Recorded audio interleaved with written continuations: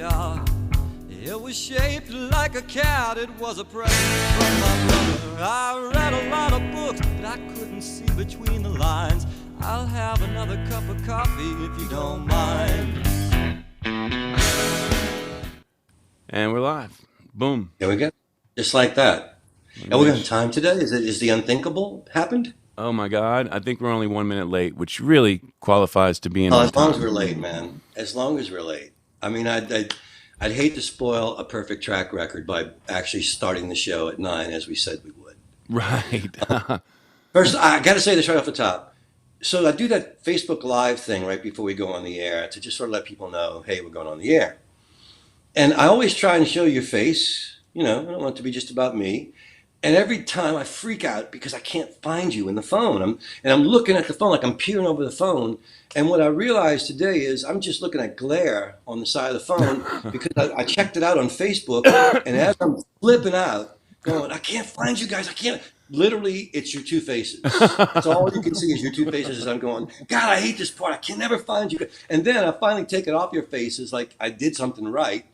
And then I just finally give up as you start to say something, you know, to the Well, it people. happened again today because I was starting to say something and you're like, I give up. God damn it. And you hung That's what up. I'm talking. I just botched it. That's what I'm talking about today. And I look like a lunatic. I'm flipping out that I can't find y'all, and you're there. So the people watching are like, "This guy's a moron." You know, he's but It's most of more the of people the, who know. it's not like the show's any different. I mean, the same shit's happening in the show. So, you know, good morning. Good morning, Philip. Good morning, Shmee. Oh, Jenna, Shmoo. How many Shmoosh. times am I gonna have to say shmoo? Yeah, I don't know. You know, you ever have one of those? It's like weird. You know, the way the brain works, once you make a connection, severing that connection with the thing that's supposed to be right. That's why you're supposed to practice correctly. Because if you start doing it wrong, you know, all it is a synapse. You've created a circuit, and Tell that me that. circuit, I yeah. mean, I spent the last 3 years of my life trying to reprogram the neurons in my brain through neuroplasticity so I can sing again. Yeah, okay. I see you get it. But the funny thing is, I have, I have That was nervous hilarious, feelings. by the way. I have nervous feelings every time I have to say her name. I'm like, I'm going to get this wrong. I know it. And I choose the wrong one almost because it's like, of course it's the other one, but it's got to be this one because why would I be worried about it if it was the other one? It's not Shmi. It's Look, Shmoo. Mikey, look, It's like look, Winnie the Pooh. not, I got it look at now. not Shmi. It's Shmoo. There you go. That's better. I like it. Not Shmee, it's Shmoo. Not Shmoo, it's Shoo? Shmoo. Shmoo. Yeah. Ooh. So, what do you She's have in our, your she's our coffee? most loyal. She's our most I loyal know. watcher. She's been there I from the know. start, and she has to endure being called Shmi every time you address her. I know. I apologize again. Well, you know, I gotta say, Shmoo actually was a big fan of Tom's House back in the '90s, and that's how we met her. And she moved home, and she lived up in the Northeast, and she wanted to come and sell merch for Cowboy Mouth. And we met her at a festival. I think we were opening up for Joan Jett, who was tougher looking than any rock dude I ever Right. played with. Right. She walked by, and she's like a foot shorter than me, and I was scared of her. And then she went on stage and rocked like you wouldn't believe. Little tiny thing and rocking. Anyway, so Shamu came out to interview for the merch gig, and she had her mom with her. And we got back on the bus, and we were all like, she's way too nice to come on tour with. We will ruin her life. We will destroy her. She will go home a shattered mess to the wonderful mother we just met. So she never got the merch gig because she was just too nice a person for us to take on the road and abuse in the rock and roll lifestyle. So, gotcha. Gotcha. So, she was saved on that one. Oh yeah, she's got a great life, a husband, kids, wonderful. You know, she did the right thing. She's not lying in a ditch somewhere because of Cowboy Mountain. And really, no one in the organization would have cared. She's not the what was that girl's name? Dana Plato? Is that her name from Different Strokes? The one who the little Wow, you in different strokes, dude. I'm I know, but impressed. I know, but I didn't don't know everybody anybody. know? Didn't everybody know that story, the Warren Dana Plato Willis. one? That's Warren Willis. What? What Bruce you talking? Willis? No, he was moonlighting. Um, No, no, no, no. What you talking about, Willis? Oh, Dana Plato, didn't she like go to like a life of being a heroin addict and porn and everything else, like some kind of crazy thing? She was the I didn't. nice little girl. I didn't follow the show, and I don't know any of the actors or what became of them. But I am sorry to hear that news about her. That's terrible. Even though I don't know who she is, I'd hate to hear anybody became a crack addict. That's Yeah, well, so yeah. sometimes when it happens to entertainers, you just like, should I feel bad?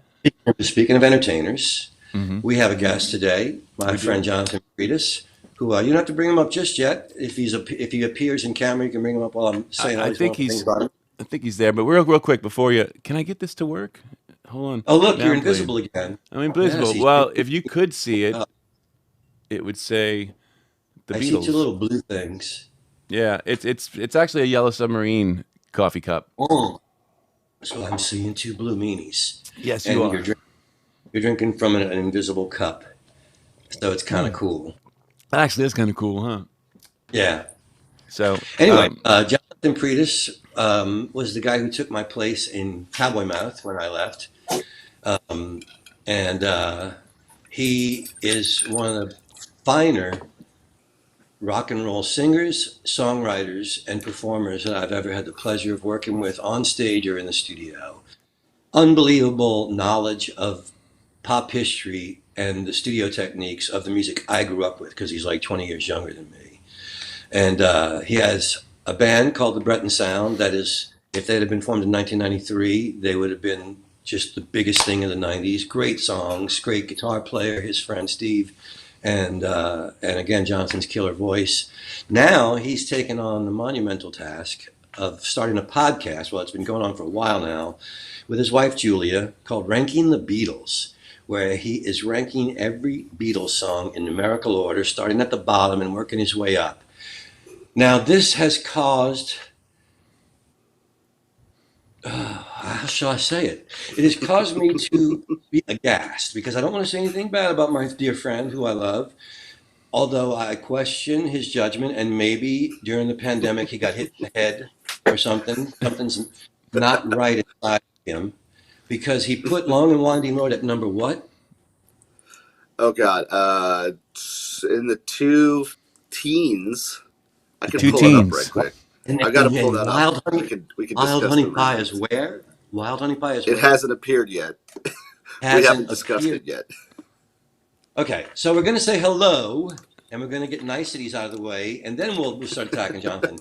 Ironically, Mikey, who prior to Katrina knew everybody in New Orleans. Everybody recorded with Mikey, rock acts, rap acts, brass bands. Everybody went to his place in Miro. But Jonathan, being 20 years younger than us, was not among those people. And then the flood happened, and Mikey had 35 feet of water at his studio and home in Miro, and he went to Nashville. Then Jonathan sort of came up with a band called, I believe it was Garden District, Yeah. and then the Mouth, and then the wonderful Breton Sound. So y'all just time-wise didn't cross paths. When I said to Mikey today, I was like talking about you as if he knew you. And he's like, no, I don't think I've worked with him yet. So that's kind of interesting. You're two of my dearest studio friends. Yeah, Just our paths had crossed like a few times, personally, but but yeah, and just kind of like peripherally at shows and things like that. But we hadn't ever worked together as far as I can remember. Yeah. You mentioned a show, was it Mulebone? yes, one of the first Mulebone? times we met. Yeah. God, that was a great band. That was a great band, man. I remember those guys. That was Mark Mullins from Bonerama and Jimmy Robinson from Woodenhead. And who else? John Grow was in it at first with Mark, Right. and Yeah. then John Grow left, and then I joined for the second record. And I don't know if I was Great. playing on the day that you came or if it was yeah, I You were must have been. playing, and the bass player I think was a dude named Benji. Yes, Benji. Yes. And Benji had a Benji. band called Hot Carl that Yes. my high school band had opened up for like Oh, that's great. years prior. And it was one of the most bizarre shows I'd ever seen. It was incredible. It was at Checkpoint Charlie's to like 4 people. It was bizarre. It was wild. I used it What was your I used to high? love What those was your Checkpoint Charlie gigs with 5 people in the show. That was always Oh fun. yeah. Well, who was Especially your for high like a school high band? school band. You're like, the high school band was called Climate Control. Um, One of the best names I think of all time. Yeah, that's a Um, great name. Actually, I was, you know. Cannot and it's funny. I imagine a was high school band in Checkpoint Charlie's. That Yeah, I had to don't be think frightening. it was an eye opening experience for sure. And and it's funny because I was just texting with the guy who played bass in that band like 2 days ago, because he joined the services after college, and um, now he's like getting back into playing music. And he was like asking if I had copies of all these old recordings that we did, and it's interesting because it's like, you always have a hard time listening back to like old recordings or old bands or old songs sometimes that have like your own material. But I always love listening back to like my high school band's record because it's so fun and unencumbered by like everything else that, trying to play music as an adult for a living kind of clouds it with. Um, and it's I'll just kind hip of you to something. fun music for the joy of music. I'll hip you to something. You're 20 years younger than me.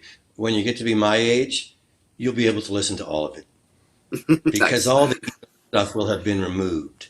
What I hear in Yeah. my early recordings is the innocence and the real desire, the real passion to do it. Like the Backbeats record that we did in 1983 with Vance DeGeneres and Steve Walters and John Herbert and Fred LeBlanc. And you would think with that lineup would be a really great record, and it's not. It's, we had hired Ivan Neville to produce it, and Ivan and Vance were best friends. And Ivan played a gig with the Neville brothers the night before, and he got in at like 6 in the morning, and so he fell asleep during the mixes. And there we are, as a knucklehead like me who doesn't know anything, telling Vance, who's made a bunch of records, oh, maybe we could do this. And so that's one where I just listen. I go, oh man, I should have kept my mouth shut on that record. But I like it. I still hear I still like the songs that we had, and I don't know. I hear a young boy who loved it, and now an old man who did it. So it Yeah. feels pretty good. You'll be able to listen. Well, You'll and be it's able funny to. when you had asked this morning to send over a Breton soundtrack. I hadn't listened back to that stuff in a while, and we haven't played in, I don't know, since end of 19 maybe. Because kind of for various reasons, we've kind of put things on ice. And so I hadn't listened to any of that stuff in a while, especially our last record. And I like did a quick like cursory YouTube search, and it was like, oh yeah, this song's really good, and like nobody heard it. I like this song. Like, let's do this song. Yeah, And you actually, just described my career. yeah. And to loop back to something you said when you were first talking that I thought was really funny was that if we had formed in 1993, we'd have been the biggest thing in the world. We were told that so many times by people like, man, you guys would have been huge in the 90s. And it's So not like, oh, that's why you have Big in the 90s now. that's why we now have Uh, a 90s cover band called Big in the 90s. I have to say, I want So, to make clear, I don't mean like musically, if you were in the wrong time period. I mean that y'all just happened to come up when there was no more record business for rock oh, music, right. Correct. Yeah. and there was no No, more radio for rock. I mean, we started when there was still independent radio, when we could still mhm, go around the country touring and pop into an independent station that could still play what it wanted and do interviews right. and generate interest. I mean, that went away halfway through my tenure in the mouth. Like 7 years in, independent radio was gone. It was Clear Channel, and you couldn't get those interviews anymore. You know, Yeah. And we had a manager with the Breton Sound who came from like major radio markets, like was a radio guy, like a head programmer for, a big station out in LA, and was like, I can get you guys to break at radio. We were like, okay, let's try it and see what happens. And, we put all our eggs in his basket, and then there was no basket. So, and that's c'est la often how vie. it goes. Yeah, what do Yeah. you get? Well, the thing is that like there's thousands of us, tens of thousands of us with the dream of being the next whoever your favorite band was. Right. Again, when you get older, you will look back and go, I did it. Like if I hadn't done it, if I hadn't made the music, and if I hadn't played the gigs around the country, couldn't have lived the rest of my life. Whatever Right. happens, to me from here on through, I still I listen to the songs and go, yeah, man, I made 19 CDs. I'm really glad about that. You know, whatever my feelings for how things got towards the end of the mouth, personally and business wise, I played to thousands of people and toured in a tour bus and, you know, lived at least a small portion of my rock and roll dream. Had I not done so, I could have never been happy with whatever came Well, next. And now, there's a certain reality to the music business that sort of never changed. And I think when I was first coming up, Paul, you mentioned it, but it even happened through our time too, John, because we had, certain interests as well. These certain guys were always working with you, they're checking in with you, they're listening to stuff. Everybody's like, yeah, this is great. You know the game. Everybody's talking about trying to get you, that we love it, and yeah, we yeah. thinking, and we'll put you on this show. But as Paul will tell you, they went through several different managers where one label is heavily invested and even putting out a record, and the next thing you know, the people that like you are gone, and they've gone to this other label, and they pull you over to this other label because those people still believe in you or whatever. And then by the time you guys got signed to MCA, you guys had been courted by several labels and kind of gone through like, this is it. We're going to do this one. Nope, didn't happen. Oh, yeah. And then we got signed, and then the head of the label got fired. And so what happens for the people that are watching, what happens when you're signed by the former regime is that the new people don't want you to succeed.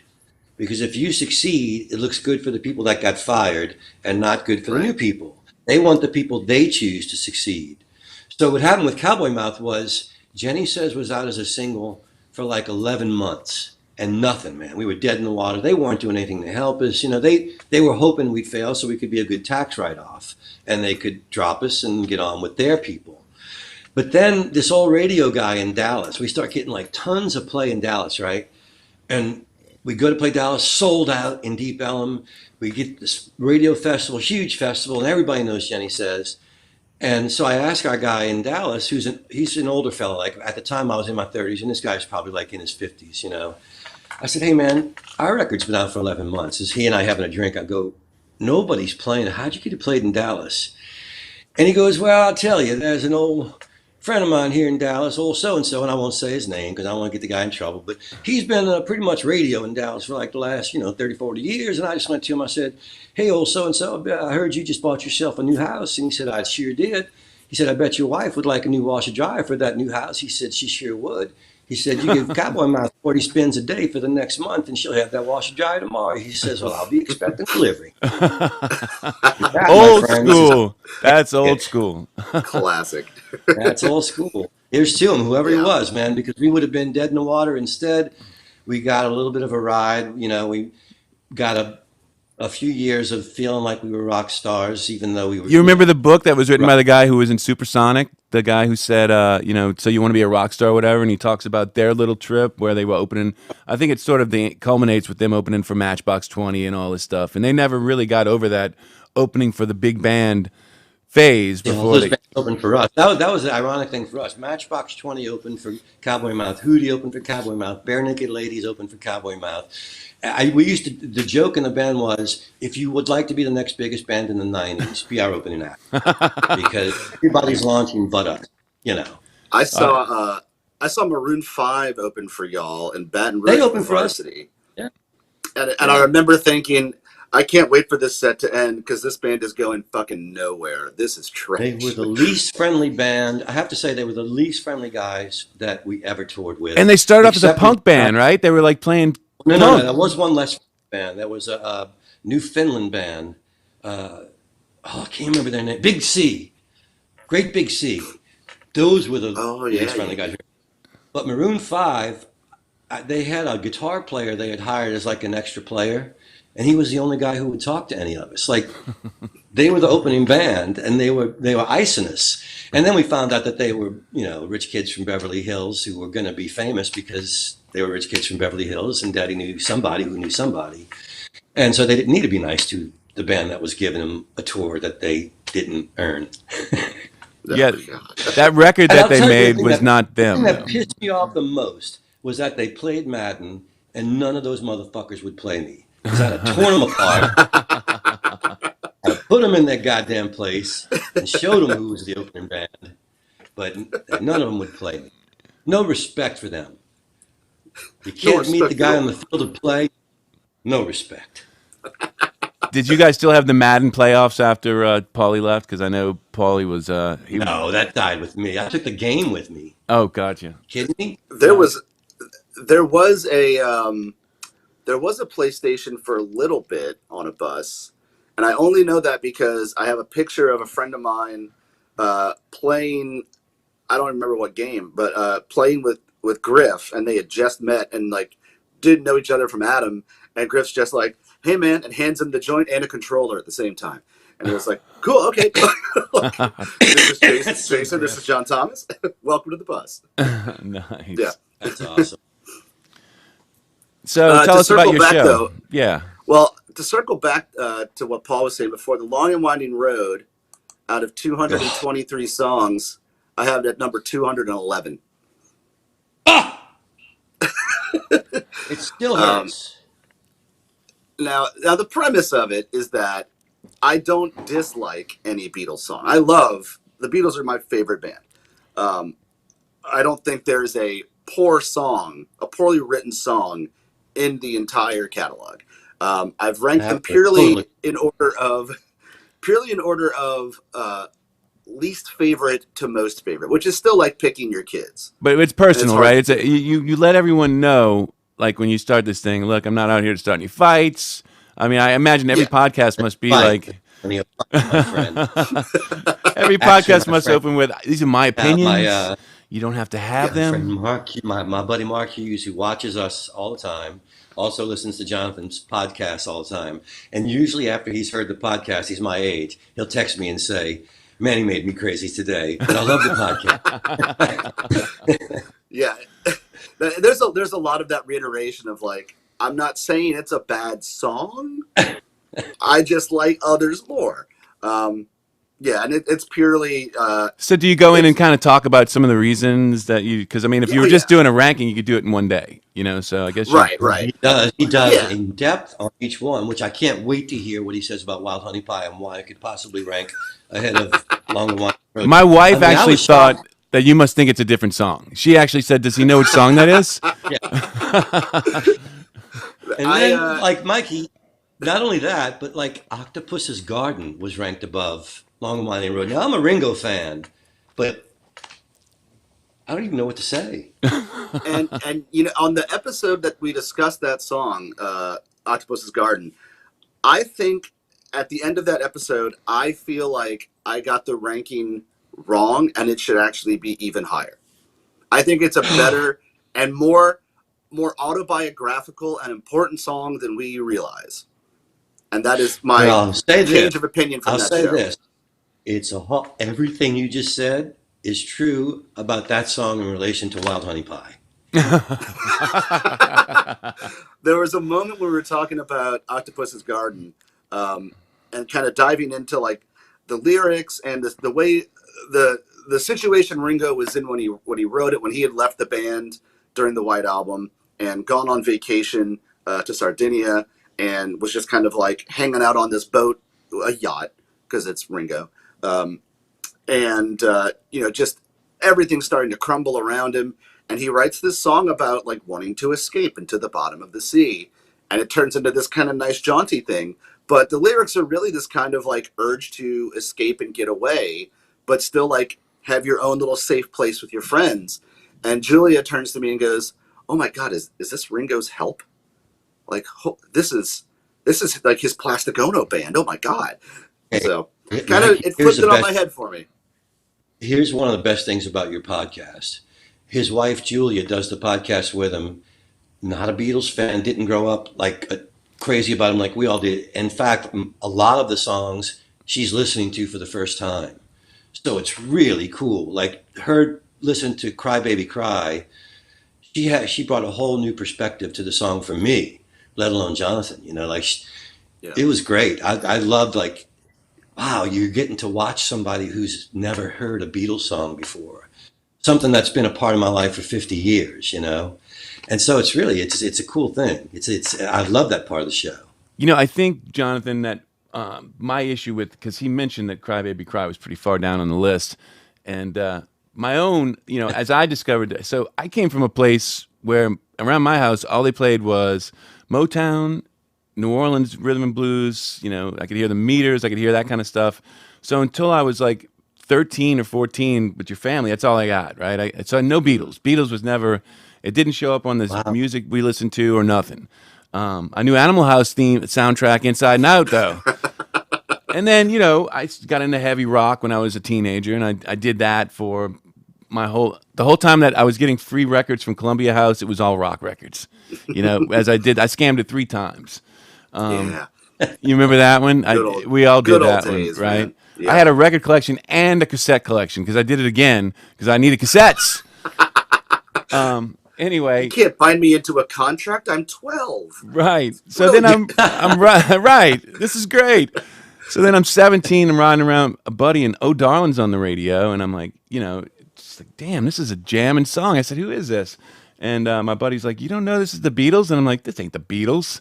He goes, because I'm thinking, everything is please, please me to me, because that's all I've been, So Wow. at 17, suddenly, he's playing. He goes, no. And I said, who's singing? He goes, Paul McCartney. I said, no effing way. That's Paul. You'll never convince me that's Paul. This is funny. You're being really funny. Anyway, he shows me the record, Abbey Road. All of a sudden, I'm like, okay, let's look into this Beatle thing. So I spent the next few years learning the Beatles myself, coming at it from a whole different, not growing up with it. And Cry Baby Cry was one of the easier songs for me to get because I had that hard rock thing, and John's stuff always had a little bit of that. I was at the age of feeling like John was feeling. I was anti-establishment. I didn't like the whole idea. My mom and dad went to work every day. I was like, there's no way. I'm not doing that. There's no effing way. I'm going to find a different way because that's not going to happen. Hey, you saying effing because Jonathan's on today? I just figured, we'll save a couple of them. It's PG-13. I get one. It made me reconsider because I know I said the F word like 3 minutes ago just now. I said he's 20 years younger than us. I didn't say he was a fucking child. No, I know. The funny thing was, I was like, I don't actually have to say the word, but I do want that part of the. So I guess I should just commit. I just have to commit. You know what though? Go ahead. You know what's the weird thing about the word fuck is that it's considered such an offensive word. And George Carlin used to say he had this great routine, like, fucking is something that's considered offensive, which by the way, it isn't. But killing, you can say killing, you can kill people on TV, you can kill in movies, killing's okay. And he even had this thing, he goes, what if we changed in the old Westerns? What if we exchanged the word fuck for the word kill? He said, a scene might run something like this. All right, Sheriff, we're going to fuck you now. We're going to fuck you. He had a way of pointing things out that, definitely enlightened. Yeah, brilliant. Nails It was it. brilliant. So what's next week's song? So I mean, basically, I love you, and I love your songs, and we could talk about many things. Mikey and I had you on to attack your show. Really, we did. And I was trying to give you my explanation of Cry Baby Cry about why. Oh yeah, keep going. I'm sorry. No, that was just. Continue. But because Jonathan's stuff. I mean, John's stuff was always just so angry, and even in that song, it's being sweet, but it's not being sweet. I mean, Right. he's really tearing things apart, and that's what drew me to songs like that. That was my way in, I guess, to the Beatles. Was that side of them? I think everything you said about Lennon was what drew me to him as well. I mean, you toss in that I didn't have a father, so I had that angry chip on my shoulder. So I didn't have one either. I know the game. I guess I didn't realize I had that, but looking back at the way I was then, I know that that's probably a lot of why. Because you kind of like fuck it. Well, of course. You're angry. Me and God still argue about that. Right. So that's why it's hard for me to see John's song like way in the stratosphere, hanging out, and other songs that I go really above them. Definitely. I'm sorry. Well, so 2 things. Somebody commented on this week's show and said, they were blown away at the fact that this song. No one said a bad thing about the song in this episode. Like, nobody discredited it or critiqued it in any negative way. It was all positive, and yet it's still at 171. Whereas You Won't See Me was last week at 172, and I had bad things to say about it. And they weren't I like it. bad things about it, but the thing I'm trying to do with this with these songs is, and with the band in general, is I'm trying to not put them on like the pedestal anymore that I probably did when I was younger, and the Beatles could do no wrong. I'm Which, of looking at course, things is and saying, why it offends. yeah, That's why it and offends me, yeah, because I need them on the pedal. That's where they reside. right. Well, I mean, even looking at the pedestal and saying like, well, the pedestal is actually just, it's just wood. Um, but I try to look at things from an honest, way of saying like, I love You Won't See Me, but there are things that are kind of sloppy that kind of irk me about it, and that's why What? things get Like what? slotted where they do. The hi-hat overdub infuriates me because for some reason on this track it slows down like 10 BPM over the course of the track, but the hi-hat is always rushing Which through. track are we talking about? So I'm talking about You Won't See Me right Oh, it now is on You Rubber Won't See Me. Soul. Okay, so that. When I call Yeah, you no, up. no, I Yeah. know the tune. So So there's a hi-hat overdub. yes. And as it gets to the song, it's almost like Ringo was overdubbing that to a click track, but nothing else is on a click. And so when you get into the last verse, the hi-hat's always rushing through, and it's a disjarring thing or it's a jarring thing to me. But then also, um, you know, all of the tricks of the song are given to you by the beginning of the second verse. And there's still two more verses and two bridges to go. So I kind of feel like, because also it was recorded the last day of the session for Rubber Soul, I feel like they kind of rushed through it. And had they had another day or two to really develop more, I think more interesting things could have been added to that track. Well, So, remember too, at that point they were using 4-track, and so yeah. for them, the overdubs and stuff, and coming at it from a producer's point of view, at that point, the only way you can really sort of make it. Now I understand it, you're feeling the herky jerkiness, and now I have to listen to it again to feel if I feel that tempo, because it's never been an issue for me, and I know that we would do tricks like that. Somebody just start rushing a little bit just to make it feel like it's moving faster than it is, because you're right. The thing is, it's very blocky. The way that it's very dun dun. That has that quarter note thing going the whole time. So my guess would be that either Ringo was having trouble keeping up with the tempo because, as you said, maybe it's slowing down and he's just trying to make it work. But I would, and you're probably right. If they'd have spent more time on it, but In because it is a performance 1980, thing. in 1980, I made my first record. It was a single for Godot. 1978, maybe even.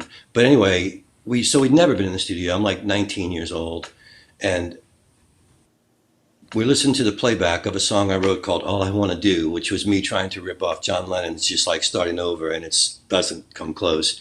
But it is very 50s sounding. That's all I got out of it.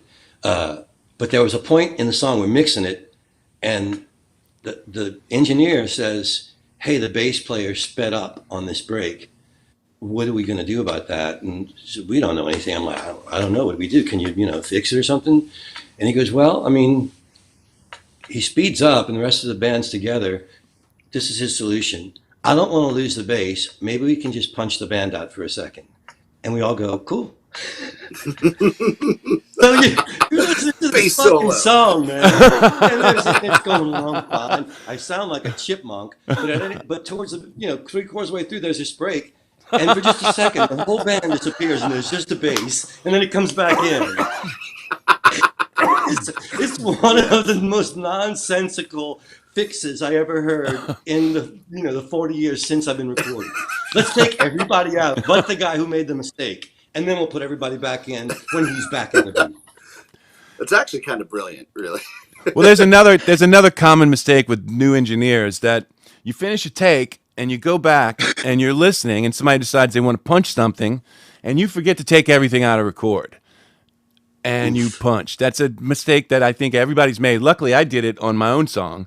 So it was the beginning of Ground. I wanted to do this overdub real quick and I did it and it's playing. I'm like, shit, it should have started by now. Oh, shit. Stop real quick. And of course, it had gone halfway through the intro. Mikey, here's why you're a great engineer and I'm just a songwriter. Somebody gave me back in the 90s, Fred actually produced my record, Wasted Lives in Bluegrass. And No, I gave him the recorder. Never mind. That's a different story.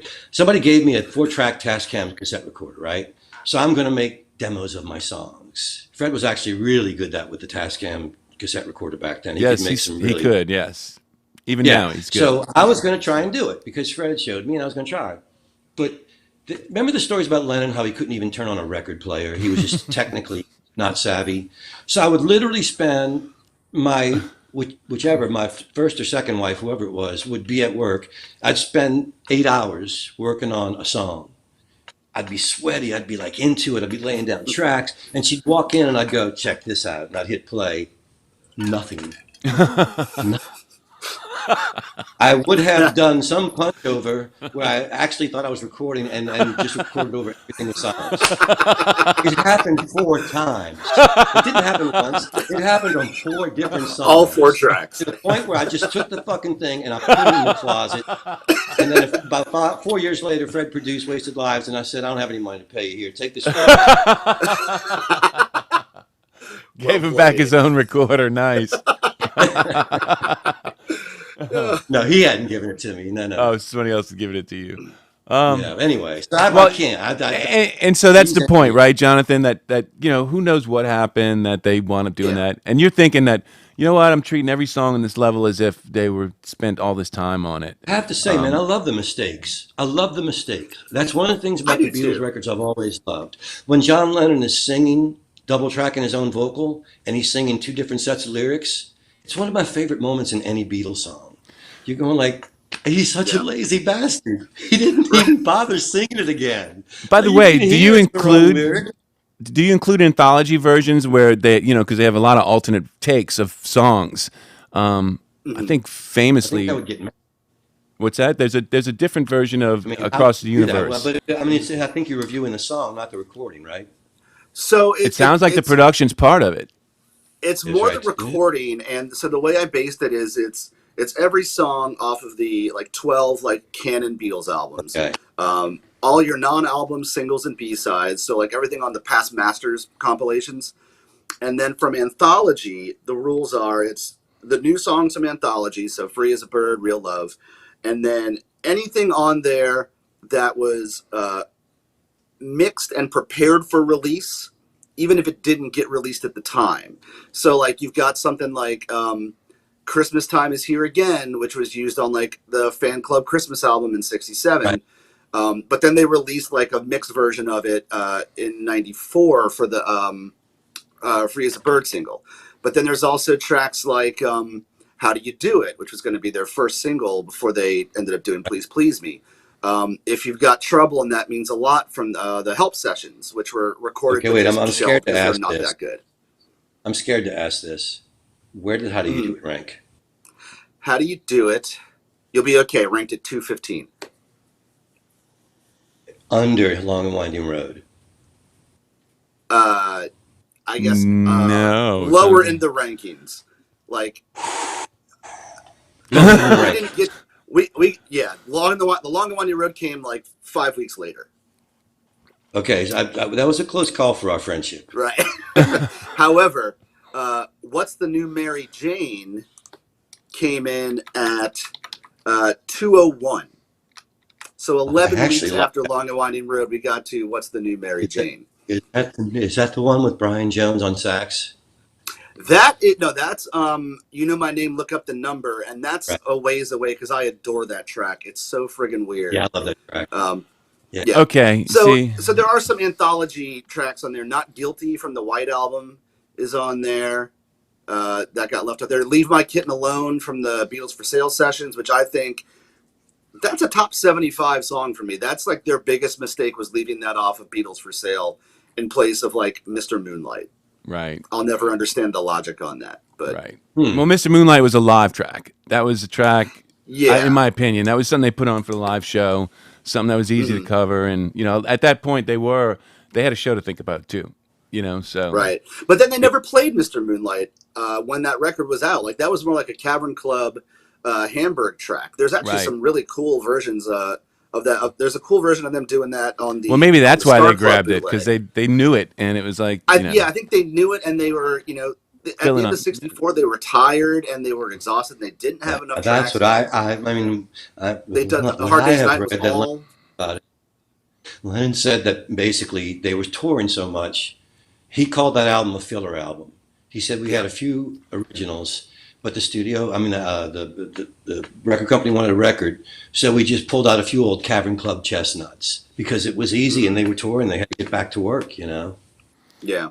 But isn't what song? Beatles for Sale. That there is a couple of good songs on there, right? Is it Norwegian Oh Wood that's yeah, on for that? sure. And Yeah, no, that's on. Well, Norwegian Wood's on Rubber Soul, but on is it Beatles for Nowhere Sale, Man or? you got No Reply is on there. Uh huh. 8 days a week. I'll Follow the Sun. I know I'm missing others. It's been a while since I've dug into the. Oh wait, here we go. Here we go. I'm a Loser. Babies in Black. Yeah, we played a bunch of those tunes for a Every while. Little Babies Thing, in Black. I Don't Yeah. Want to Spoil the Party. And then some of the We covers. played that one Rock and too, roll yes. music is great. Yeah. You know what happened was that the British record, Beatles for Sale was a British record.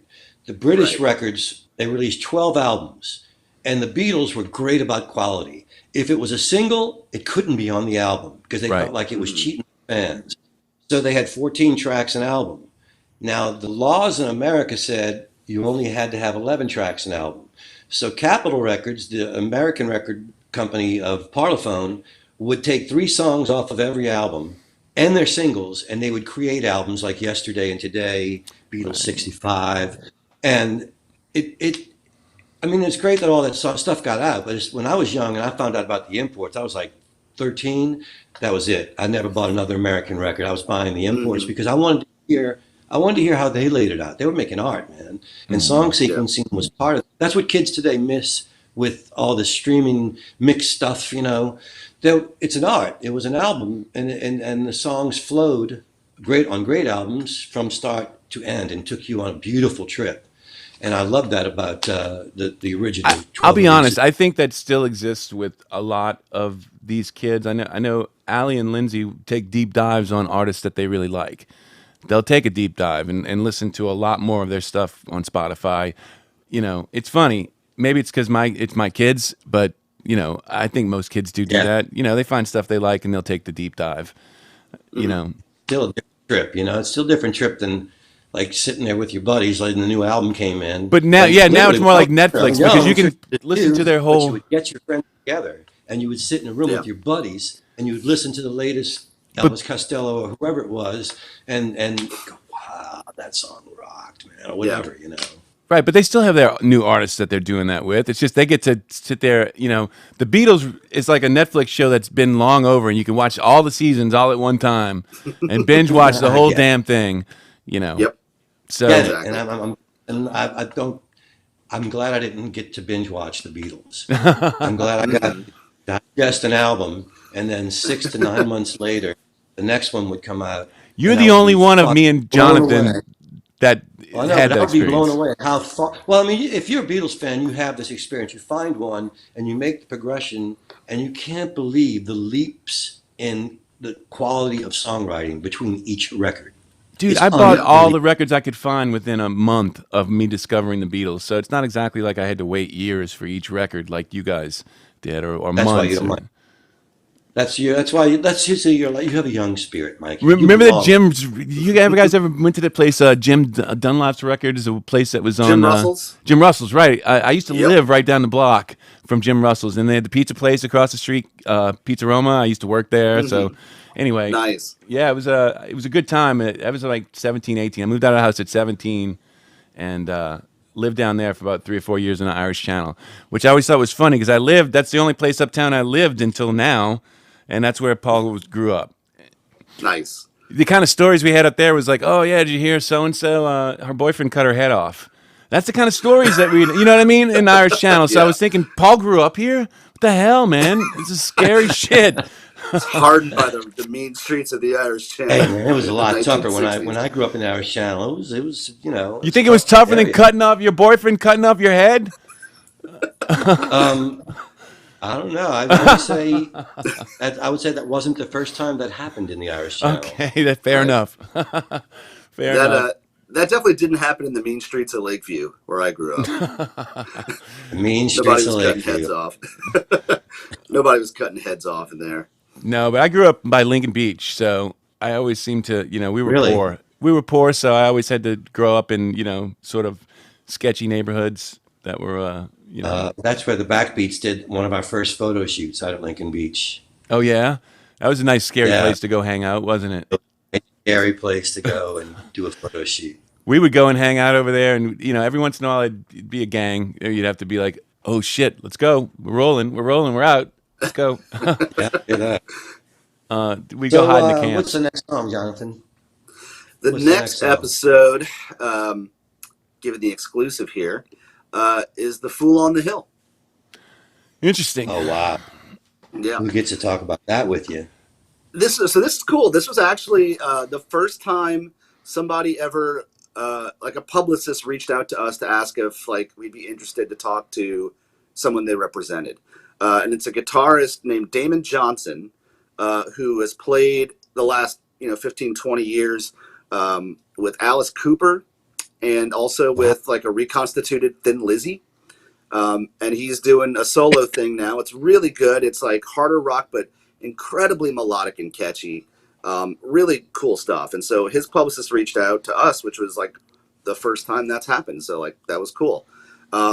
But yeah, and it's also cool to talk about a very non-guitar song with a like great guitar player who like that's his thing, is like being a Yeah, guitar player. Um, yeah. and it's great. Like he talks, a lot about, you know, the Magical Mystery Tour record was like a big thing for his kids growing up. Like when they first when they were still like in cribs but starting to talk, like they'd wake up and like the first thing his son would say is like Mystery Tour, and he'd want to put on that record, and we would dance to the whole record. So like it's got a really great Awesome. like emotional connection for him. But we also really Nice. dive in on like the song, and like kind of my big beef with that song is that recorder solo is like so abrasive, but I don't know what else it could be. Um, You know what my yeah, issue no, with that song is? My issue with that song is the story is all it is basically a oh my gosh, I forgot what you call it, but it's just a we've all heard that story before, right? I mean, he's just telling it. Anyway, it's not anything original or coming from him. To me, he's like doing an old folktale kind of a thing, and it's You such know, it's cheap wisdom. It just feels like a cheap. To me, it just feels cheap. when I hear young men talking with such flagrant disregard, I am reminded. I am reminded of McCartney's interview for the anthology, where they're arguing about the White Album, whether or not it should have been a single album. George Martin always thought if it had been a single album, it would have been as big a classic as Sgt. Pepper.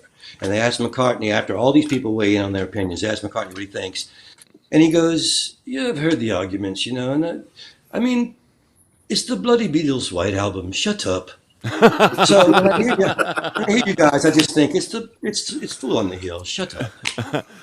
yeah, Yeah, and that's at the end of the day, that's what the whole podcast is kind really of about sits that on is minutia, right? yeah, yeah. Yeah. It's the whole thing. At the end of the day, it gives me a chance to really deep dive more than I ever have on this music that I love so much.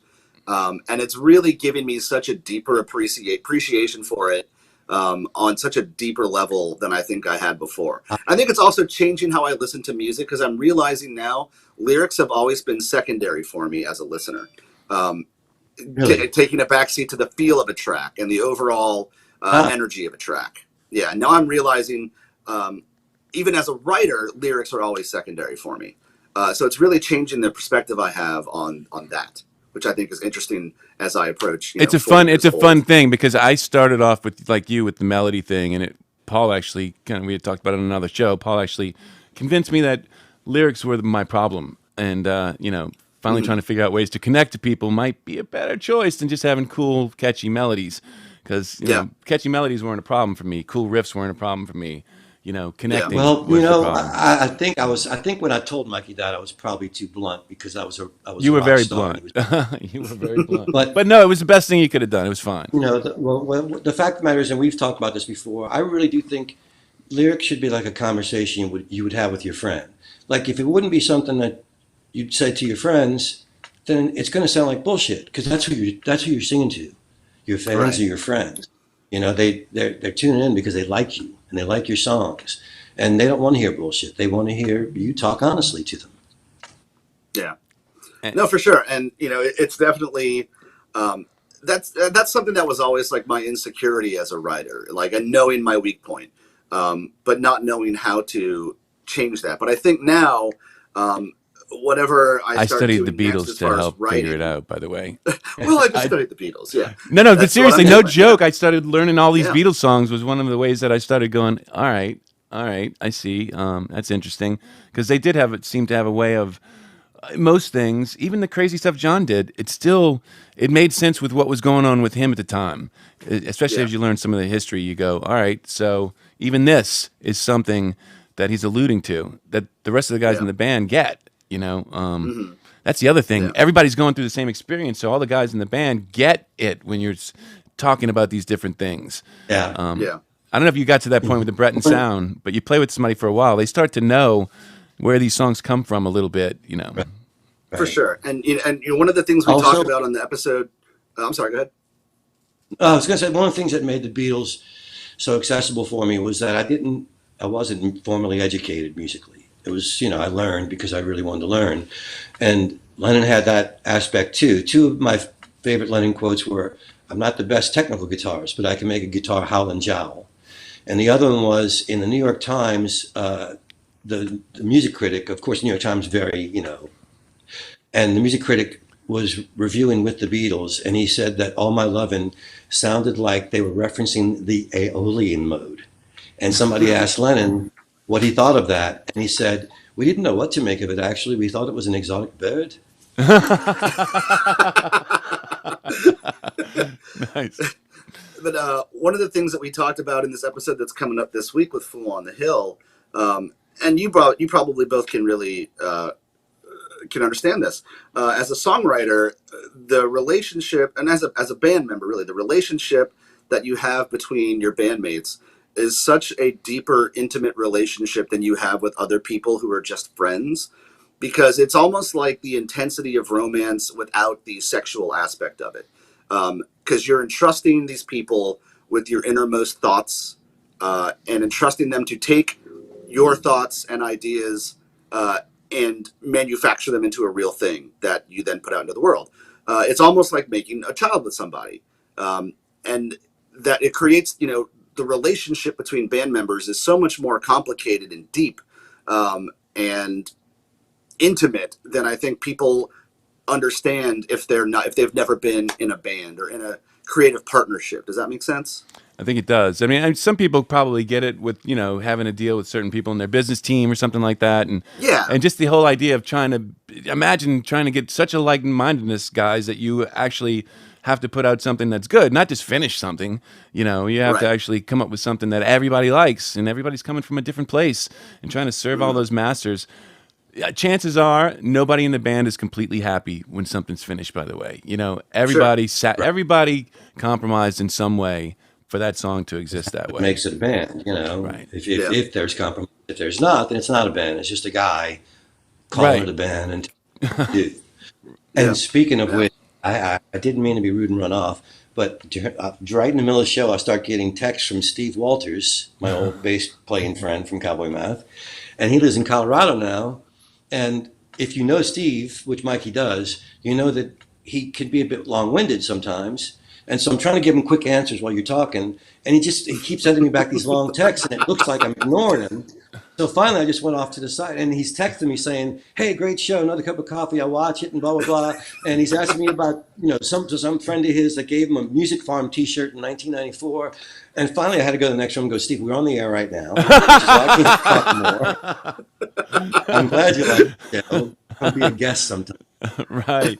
So if we can get Steve Walters as a guest, I'd like you to text me during the show and interrupt my. Oh, by the Steve, way, let him know right now. By the way, your mean streets of Lakeview is the quote of the day, according to Philip Gussman. He said, Awesome. he's going to carry that around with him all day. That's good. My friend Phil from North Carolina has come in town for Jazz Fest, and he has stayed with a friend in the mean streets of Lakeview, so he knows just how rough can be. Those mean streets are. All right, so you do. How does this show come out? Bikers. When does it come out? It comes out every Tuesday. Anywhere you listen to podcasts, Apple, Spotify, any of the other ones. It's all over the place. And then there's also we post it on Facebook and Twitter and Instagram, so you can follow. Most of our conversation happens on the Facebook page, though. It's just Ranking the Beatles. Same thing on Instagram, and if you're on Twitter, it's Ranking Beatles. But yeah, it's available everywhere you listen to podcasts. Comes out every Tuesday. Paul's our guest this week, talking about Cry Baby Cry. Nice. So how long will the entire process have been? Like, how long from when you started to when you finish? Well, sounds like about 10 years. Right. Our first episode was June of last year. And by the time we're done, if I'm guessing, it's going to be about 4 years. Wow. That's assuming we stay on the episode a week plan, which we've debated switching to every 2 weeks, but I think we're going to stick with every week, but maybe do 6 weeks on and then a week off, and then 6 weeks on, then a week off, as opposed to we pumped out an episode every week for the last year, and it's really exhausting as you start to factor now that I'm starting to play shows again, and just trying to keep up with life, it gets a little complicated. So trying to plan the schedule for the next rest of the year and factor in how to do it a little more less intense. So I think Paul and I are going to have to dedicate a show a month to sort of going through whatever shows you did that week and tearing it to shreds. I mean, I think we're just going to have to do that once a month. I highly recommend it. We got to go back and forth. I think, Mikey, I like the idea so much. I think that it shouldn't be just like a part of our show. I think that we should bring Jonathon back once a month to abuse him for his choices. Fair enough. I will gladly do that. And actually, defend your choices. We'll have to defend some I of will these defend my choices, but right. but I will also say there are no wrong or right of choices course, on any it's of these subjective. songs. Right. Yeah, it's all just a love letter to the Beatles. But also, I have your former guest, Mark Bryan, coming up in a couple weeks as well. What song are you guys doing with him? Great fun. Yeah, what song is he doing? He's doing I'm Looking Through You off of Rubber Soul. Yeah. So I'm excited to have him. I lost my hearing. All right. He got so I excited. shouldn't have done that, obviously. I'm probably interrupting y'all. I haven't seen him since now we I lost played everything. for his... Sorry. I'm back. I haven't seen Mark since we played for his 50th birthday party at Chikiwawa a couple years ago. So nice. Oh, it'll be fun to catch up with him. So I'm suddenly thinking about covers, like Stevie Wonder's cover. That is so wonderful, right? I mean, do you guys ever talk about the markup? We'll bring the cover up in the context of the discussion usually. Just curious, yeah. So many of the Beatles songs were covered by so many people. Yeah, especially some of the more notable ones will say, "Oh yeah, and then this was obviously covered by so and so who did a great version." I try to drop in audio from alternate versions or covers, or if I. Ooh, how do you do that with the copyright? Oh, it's podcast. You don't have to worry about playing pieces. There's no the law is very cagey about it, so I never play a full song. It's always And if you're using it in instructions, seconds. You're supposed to be able to do it. But I guess if you went on YouTube, you'd have issues. They would be. Well, and now our distributor is Anchor, which is owned by Spotify, and they have it set to where you can just pull tracks from Spotify now. So that's how we do it. Gotcha. That's smart. It's like, hey, we're playing in the rules. This is inside the game. So yeah, and I only do 30 seconds of it, and if I can find, isolated tracks, I might showcase something. Like in Cry Baby Cry, in the second verse, there's this cool whistle thing that they do. That's real kind of eerie, that I was able to find an isolated track on and stick a little bit of that in there for a second. So try to make it, as you ever see Rick Beato's Rick Beato's What Makes This Song Great kind of thing, and he kind of those are multi great tracks. shows. Yes. Yeah, those are super fun. Yeah, I agree. I would love to get that access. I actually went and found, because of that show, I was like, I got to be able to find these multi tracks, right? So I went and found like about 300, and all it is it's Guitar Hero. I think most of it's Guitar Hero stuff. Every once in a while you get something special, but most of it, and they broke it down to, they literally, those 12, 14 channels, kick, snare, drums, vocals, guitars, and it's all the original tracks. Yeah, and it was fun. One of our early episodes, we had Brett Milano on, and he was the a music writer, obviously, but he was also one of like the head researchers for the Rock Band game, for the Beatles game. So we got a lot of cool inside information from that. Apparently, like, the game was a massive failure. Wow. They were shocked that it did not sell what they thought it would. But he was in a room with a laptop that had a copy of Carnival of Light on it. Like, the last, like, holy grail of unheard Beatles stuff was on this laptop that somebody from Apple had left in the office of this guy at the company, like, forgot his laptop. Oh my God. And they were all like, it's there. Like, what do we do? Oh my God. Nobody listened to it, but he's been in room with a copy of that track. The only person I know that's ever done that. No kidding. Wow. That I would is press play. I don't know that the laptop was open. I think it was still closed, but I would have accidentally found a way to open it. It's like Crossroads, right? That movie Crossroads, where they're looking for the lost Robert Johnson song. They go find the lost Beatles with the Karate song. Kid. With the Karate Kid, that's right. So good. Right. It was such a. I know. We talk about '80s movies, right? Oh my God, what a great '80s movie! Steve Vai. It is Steve Vai. All the guitar Fine, yeah. And Ry Cooder plays all the blues stuff. So Ry right, Cooder, even back right. then, my gosh. Yeah. The harp playing. I just saw it recently. The harp playing is amazing in that damn thing. It did some Really? killer. Yes. Oh my God, it's jamming. I haven't watched that in years. It came up on Sony or something like that, and I was like, oh, I got to watch some of this. And yes, it's a terrible movie, but there's great music all over it. I'm sure. I'm sure. It's like I went down to the Crossroads. You did. My very last tour, I was driving, on the Anywhere But Home tour.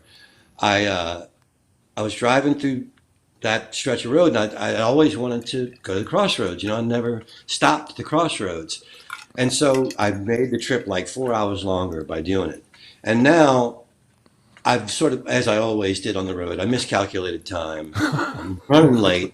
I'm not going to get to the I wanted to take a picture at the Crossroads, and I'm starting to lose the sun. And so I'm bound to make it. I'm pushing the van. And then I'm about maybe 5 miles, maybe 8 miles from the Crossroads. And I realize I've been on E for I don't know how long. I'm on E. So I'm in the middle of nowhere, Mississippi, and which is where that highway is and where the crossroads are. So I take a left, and now I'm on a back road off the highway of just really poor houses, and it's some dirt streets, and I'm lost and I'm out of gas. And I pull up to an elderly African-American couple who are unloading their groceries. Man had a little Stetson on, a classic look. And I'm exasperated. I go, excuse me, I hate to interrupt you, but is there a gas station anywhere near here? Because I'm out of gas. I'm in trouble.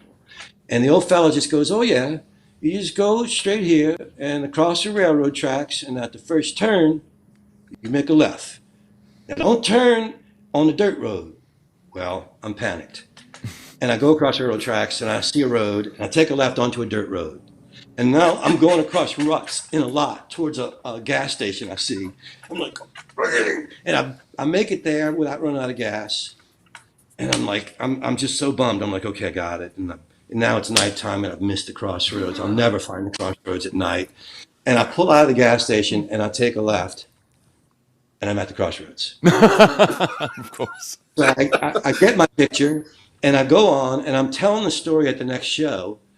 And as I'm telling the story, before I get to the elderly couple, I said I went to the Crossroads, and somebody said, oh, really? How'd you find it? Did an elderly black man direct you there?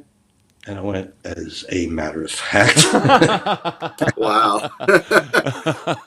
Wow. That's weird when a heckle That's turns wild. into to something like that. But see, my imagination tells me Highway 66, Highway 69, there's a McDonald's, there's a Shell, maybe a Chevron on the other side, and there's a Starbucks. So I'm figuring that all and it's all, come to the Crossroads Starbucks, and Yeah, it's not. In A fact, fine there are a few selection of different places T-shirts that and claim that they're the memorabilia. crossroads. You kind of have to do research to see where the actual crossroads were, because there's places that call themselves the Crossroads Cafe, and the real crossroads is here. well, interestingly enough, in the movie, they had trouble finding it too, and they needed some That's the help whole point. Yeah, finding it. It, yeah. it couldn't be that easy, right? It's like, hey, we're here. I'm gonna go in the gas station. You go take care of what you need to take care of. I'll be over at the Starbucks. Well, it's It wasn't also like, kind of like if you ever been to Liverpool, if you ever go find the gates of strawberry fields, it's like you just pulled off on the side of the road, and there's like this gate. That's it. There's no wow. like strawberry fields this way, gift shop. I mean, there might be now because there is like a whole center there. They've built a actual like center for it. Um, but when we went in 2017, it's just pulling off on the side of the road. Like there's nowhere to park. You just Wow. pull over and there it is. It's I a remember. very kind of So like jealous. odd in the middle of nowhere thing. I've been to Liverpool 3 times. I even recorded there. I've not Yep. yet made it to Strawberry Fields, and I'm incredibly jealous now. Well, they did because obviously it used to be a Salvation Army center, and then it was closed and knocked down. Now they've built a whole new center for children with learning disabilities and things like that. And it's this beautiful looking place, but they've kept the gates are still there, from what I understand. And you can like buy bricks from the original building that How go to funny. fund what they do there. So it looks like they've done like a nice thing with it. But we were there like the last like 6 months that it was just kind of the gates and then a bunch of brush behind it of like nothing. The So first time I went, my friend Pete Riley, who's from Liverpool, he was in a great band called Treehouse, and he's a great songwriter, still performs. Uh, he was playing with the Liverpool Philharmonic with another songwriter, and they were in middle of rehearsals, and I had taken the train up, and he said, I got the afternoon off from rehearsal to come and give you a tour. So he gave me a walking tour, which I got to go to the Grapes and the Cavern Club and the Liverpool Art Institute, but I really wanted to see the houses they grew up in Strawberry Fields. So I'm looking on the map to try and figure out where I can walk to without him, because he's got to go back to rehearsal. And I say, hey man, I think I might walk to Ringo's house. I see it's like a half-hour walk. I can do that. And he goes, oh man, you can't go to the Dingle. Because when Ringo grew up in a really poor area of Liverpool called the Dingle. And they still call it the Dingle apparently. And I said, well, it's only like a half-hour walk. He goes, yeah, maybe it's dangerous. I said, yeah, but I mean, it's the UK. There's no guns, right? And he goes, there are in the Dingle. He thought he'd make the walk. Wow. Anyway, Liverpool's a cool Didn't one of you town. guys go to the Abbey Road crossing? Did I I did. did. you did? Did you I take did. the pic? Did Of you take a course we picture? did. Yes, Oh yeah. of Oh yeah. course. Because I thought I remember I'm seeing the one with Paul, but yeah, I'm bummed. Abbey Road's doing a whole like in the month of August. They're doing tours. I think it's $100, and you get to go in and take a tour of the facility, and it's only for the month of August. I was So there in 2018. Allison and I went. We were in London and we went to Abbey Road. We did the Beatles thing, and mm, when we got there, the driveway gates were open. Somebody had pulled in and they hadn't closed them. And it was a day where there wasn't a lot of people around.